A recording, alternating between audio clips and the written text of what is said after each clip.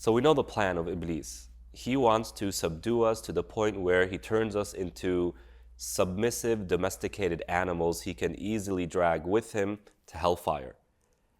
And what makes a human being distinct from animals is our intellect, is our ability to communicate, our tongue, and is our ethics, our character. So now we talk about how Iblis wants to attack our character, our ethics. And it goes to the question of morality, which is a huge question in our Western context today. We're hearing a lot of terms like my identity, my truth, my authenticity. People are trying to live life as individuals in a way that reflects what they believe is right and what they believe is wrong. They call it subjective truths, subjective moralities, that whatever I think to be correct is correct because I thought it. While others are trying to impose moralities on people, saying that we say to do this and therefore you must do it. And any questioning of our concept of morality is to be met with force. These are two extremes that we often see in the world historically and even in our times today. But Islam comes with a better path, a simpler path, a more viable path, and a more meaningful one. And it starts with the hadith of the Prophet ﷺ, إِنَّمَا جِئْتُ لِأُتَمِّمَ مَكَارِمَ الْأَخْلَاقِ. The Prophet ﷺ says, I came to perfect good character. When you look at all the aspects of Islam, whether it's acts of worship like salah and zakah and fasting, or it is social communication, it's social laws that goes back to fiqh, all of it revolves around some form of good character, good behavior, whether that's good behavior with Allah subhanahu wa ta'ala or good behavior with a fellow human being, to the extent that our Prophet ﷺ is a model for us in terms of how we engage with inanimate objects like trees and rocks. And so Islam is a religion of ethics and morals, to the extent that one of the functions, the primary functions of the Prophet ﷺ is to help us establish a healthy set of morals and behaviors without falling into two extremes. Yes, there is an objective truth. There is a right and a wrong. But at the same time, that right and wrong isn't determined by other human beings. Because remember, part of what it means to be a human being, we hate to be confined. We hate to feel dominated, even by our own beloved parents. And so when a group of human beings determine for the rest of society what is right and what is wrong, society doesn't like that. Individuals don't like that. While at the same time, those who have no set of standards when it comes to what is moral and what is not moral also feel a type of void. So Islam comes and says it is not the human who determines what is right and what is wrong, what is moral and what is immoral, but rather it is Allah subhanahu wa ta'ala. And so when Muslims advise one another and say having relationships with the opposite gender outside of marriage is simply impermissible, it's wrong, it's immoral, or that relationships between the same gender is immoral, or that stealing from someone else is immoral, or that lying is immoral, then what we are really saying is Allah, the truth, subhanahu wa ta'ala, is the one who said this, and therefore it is what is right. And so Muslims are very comfortable with the set of morals that we have to follow. Why? Because it's coming from the divine, subhanahu wa ta'ala. And when you look at research, you find that people who live based on morality, where morality is central to their identity and their behaviors, you find that it brings about many positive results, among which it helps the person structure their own life. How do I make a decision? How do I choose this over that? Well, a lot of it goes back to moralities, to morals, to ethics, to principles. Should I eat this or not? Well, that could be a question of morals and principles. Is it healthy for me? Is this something I want to do? Or it could be a question of how do I treat the other person who disrespected me? It's a question of morals and ethics. But a person or an institution or a society that has no clear set of morals, well, look at the corporations today. Look at the CEOs of corporations today.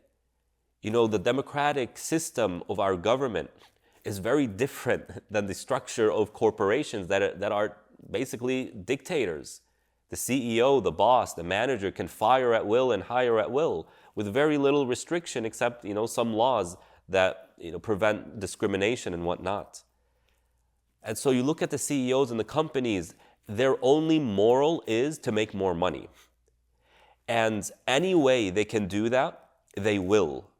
And the only time they will hesitate to do that, maybe, is when it's illegal. But even then, how many of these corporations, in fact, it's probably the assumption, we can assume that all of these corporations are either finding loopholes around the law or are doing things under the table and trying to get away from it, trying to escape the law, hiding it from the law.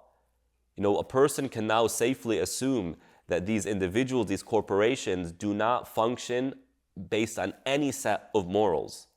All they care about is to make more profit, to please the investors, and for the CEOs and the people, on top of the company can make more money.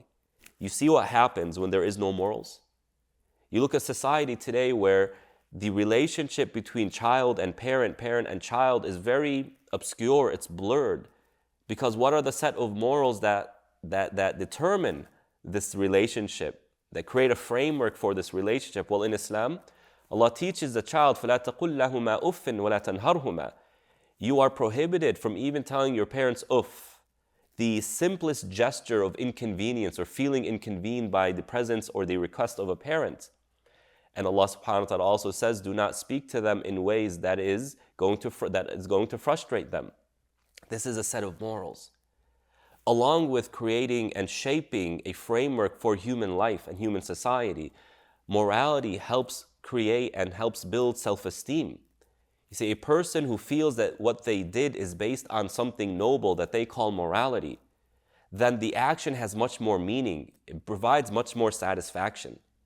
If you live based on the principle that helping a fellow human being is a moral responsibility of mine, and then you help a fellow human being by giving them something as simple as a small meal or a few dollars for them to go buy meals, the return on such an action feels incredibly good. But why? Is it simply because you gave, or because you gave out of a moral duty, a feeling of an obligation? But somebody who does not have that set of morals and thinks that the purpose of life is to satisfy my own desires, my own wants, and to hoard as much resources as I can, and that resources are limited and therefore I either take or it's taken from me. Well, giving someone else makes absolutely no sense. And if they do it, how are they going to feel? Well, they went against their beliefs, the belief of hoarding. And so the beautiful practice of assisting somebody financially will actually return to them in a feeling of guilt, a feeling of, I feel naive, I feel like I was taken advantage of. This is morality that Iblis seeks to attack. And another thing that morality does is helps us build a sense of purpose. Islam is a religion of purpose. Western societies, the individuals living in these societies, they are thirsting, they are longing for a feeling of purpose. Islam provides them with that. But it's not as simple as, hey, you're going to die and there's an afterlife, and if you worship Allah, that's it. No, it is this idea of if you strive and you struggle to do good, if you help others, if you do good, if you're kind to others, if you worship Allah subhanahu wa ta'ala, if you develop yourself through tazkiyah, through purification, through self-development, through building these beautiful Islamic ideals and morals in your heart and you live by them, then there's a purpose. And the end result is Jannah. So Iblis seeks to attack your morality by either causing you to take a set of moralities that does not go back to a divine source, or by making you think that morality is subjective and it's not real. It doesn't exist. It's baseless. It's your own truth and your own authenticity. We don't buy into either extremes.